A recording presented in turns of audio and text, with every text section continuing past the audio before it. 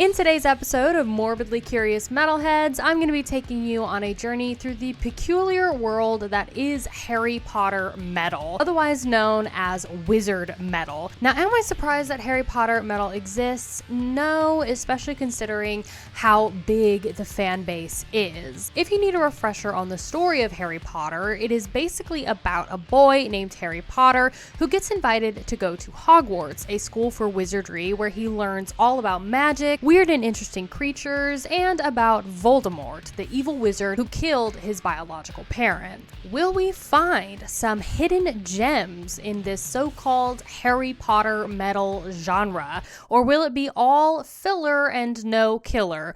Let's find out. Cue the intro.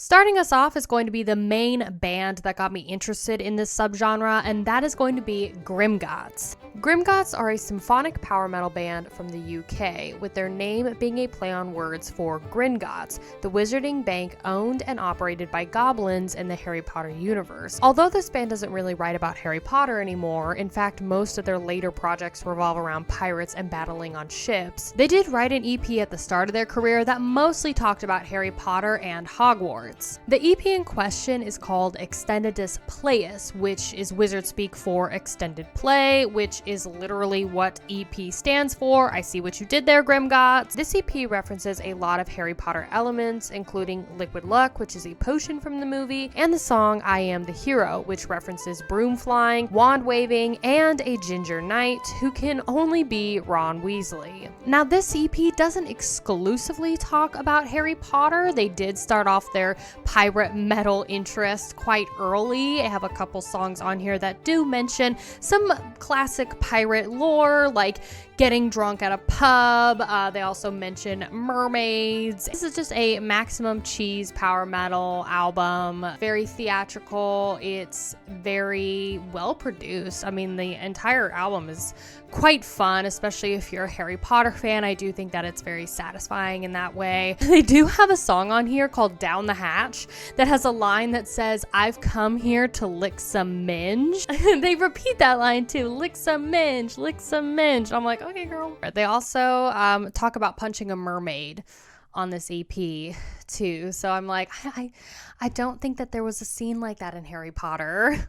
The next band I want to talk about will give you the best of the wizard metal experience, or so I hope, and that is Voldemort. Named after the main antagonist of the series, bald and lizardy-like, Voldemort is pure evil, and I'm not sure if the same can be said for Voldemort the band, because I literally can't find it streaming or to purchase anywhere. So if you're looking for something rare and super niche to add to your physical collection, I would consider trying to hunt down the physical copy of Voldemort's one and only debut album called Under the Dark Mark. Voldemort is a blackened thrash and heavy metal band from Norway who released 2 EPs and a full-length album in the late 2000s. It's not clear if this band is still together. I'm betting on not, since it's been over a decade since the release of an album, but as you could imagine, all of their recorded music is about the boy wizard. Their first EP, Death Eaters, is named after the Death Eaters in the franchise. These were the main loyal followers of Lord Voldemort and included wizards such as Bellatrix Lestrange, Lucius Malfoy, and Severus Snape. They also have an EP which is called Evil is Sexy that includes Feeding the Basilisk, which is a song they covered from a rock band called Harry and the Potters. Which is funny because this band, Harry and the Potters, is actually known for starting the genre called wizard rock. They have one studio album titled Under the Dark Mark, which is the symbol or sign for Voldemort. In the series, the mark had 2 forms, a physical dark mark cast in the sky and an actual mark burnt into the forearm of Voldemort's Death Eaters. I personally love the lore of Harry Potter, and I love how dedicated the fan base is, even in the metal community. So if you have listened to Voldemort, or if for some rare reason you actually have the physical copy of Under the Dark Mark from them, I would love to know what you think about this band. And do you like them? Do you hate them? Are they a good band? band? I would be curious to know down below in the comments. Our third band on this list that is based on Harry Potter is going to be Slytherin. This band is one of the only Harry Potter metal bands that are still active and releasing music on a consistent basis. And in fact, Slytherin just released a new album in 2024 called Has Only Just Begun. Slytherin is an atmospheric black metal band from Los Angeles, California, with their band name coming from the House of Slytherin, one of the 4 student houses within Hogwarts, the others being Gryffindor, Hufflepuff, and Ravenclaw. The Slytherin house has a bad reputation in the novels because it's known that most of the evil wizards have come from Slytherin, including Lucius Malfoy, who is Draco Malfoy's father. You know that POS blonde kid that kept bullying Harry Potter throughout the whole series? Yeah, him. Slytherin have other albums in their discography that touch on the franchise, such as Tales of Hogsmeade Village. This is the little town that Harry and his classmates visit right outside the grounds of Hogwarts in their 3rd year of school. Here, they drink butterbeer and travel to a bunch of the quaint little shops in town. On this album, you have songs like House of Ravenclaw, House of Slytherin. You even have a song called Quidditch, which is a fictional sport involving players trying to catch various sized balls on flying broomsticks. And just in case you were curious, yes, there is real-life Quidditch in our universe,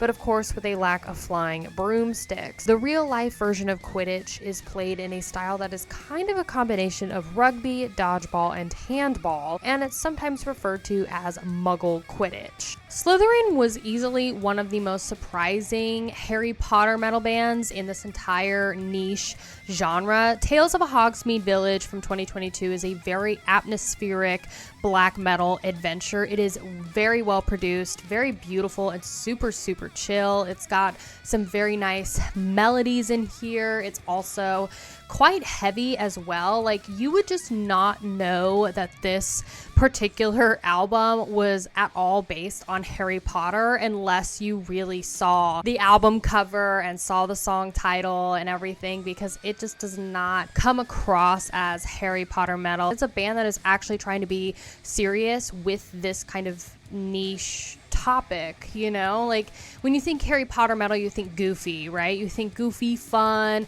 It's obviously about a kid's book, you know, but Slytherin does it in a very proper way to where it's very serious, but in a good way, if that makes sense. So I think that this album was very good, very ambient, and I think you should definitely give this a listen. Like, if you take anything away from this video, just go check out Slytherin if you're into atmospheric black metal. This next band I was a little on the fence about listening to, and that is Muggle Death Camp. Muggle is a term for non-magical people in the franchise, so having a death camp for them is a little hostile, but okay. This band is a blackened death metal band from Las Vegas and has one EP called Avada Kedavra, which is one of the unforgivable curses in the wizarding world, and is used to quickly and painlessly kill a victim on impact. Their debut studio album, 7 Murders of the Fractured Soul, is about the 7 Horcruxes, which is probably the most metal part of the entire Harry Potter franchise. Basically, a Horcrux was an object in which a dark wizard or witch had hidden a detached fragment of their soul in order to become immortal. Voldemort was obsessed with immortality in the series, and so to ensure that killing him was damn near impossible, he split his soul 7 different times and placed each piece into 7 different objects around the world.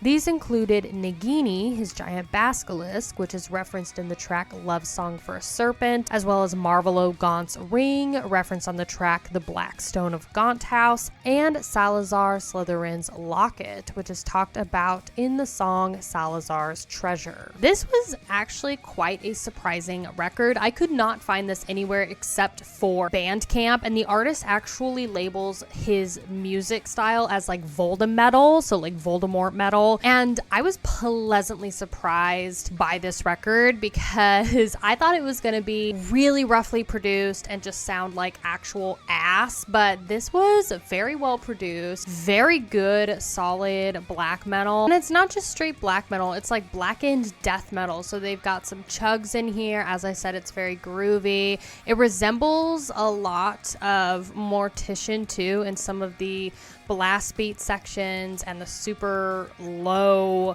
end that's kind of blown out. And I would say the vocals are very similar to that of like Paul from Pro Fanatica, or as like Sakis Tolis from Rotting Christ. Yeah, this album is a really good record, and I also would encourage you to check out Muggle Death Camp. As I said, they're on Bandcamp, and if I remember, I'll link it down below in the description so that you can also check them out and see if you want to just like peruse this record. And if you do listen to this, let me know what you think about it down below in the comments. Other bands I want to honorably mention include the melodic blackened death metal band Potters, which has only released an EP called Death Eaters and nothing else. And there's also the Norwegian artist Rubius and the Hagrids, which is a parody Harry Potter metal band that was created as part of a tutorial video on how to create wizard metal. The full-length album from Rubius and the Hagrids is called Vulgar Display of Hagrid, which is a play on words for Pantera's record Vulgar Display of Power. This album features goofy songs such as Expecto My Fist, Fluffy the Three-Headed Doggo, and obligatory wizard rock themed Christmas filler. All in all, listening to Harry Potter metal or wizard metal was not something that I expected to enjoy as much as I did. And if you're feeling very wizardy and I could pick one band from this video, I would highly suggest you check out Slytherin. Anyway, I hope you enjoyed today's video. Have you listened to any of these bands, or do you want to? And what are some other niche subgenres you want me to dive into on this channel? I would love to hear your thoughts down below in the comments. Thank you so much for watching, and I'll see you later. Bye, you guys.